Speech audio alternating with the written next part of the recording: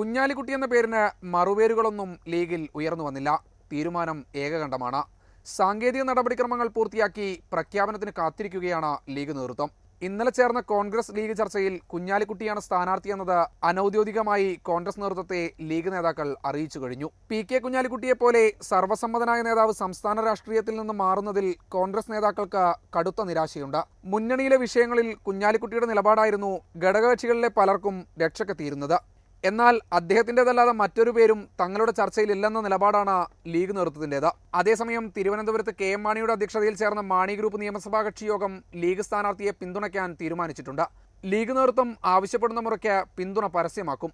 മുസ്ലിം ലീഗുമായി യാതൊരു അകൽച്ചയും ഇല്ലാത്ത സാഹചര്യത്തിൽ പിന്തുണ സ്വാഭാവികം മാത്രമാണെന്നാണ് പാർട്ടിയുടെ വിലയിരുത്തൽ.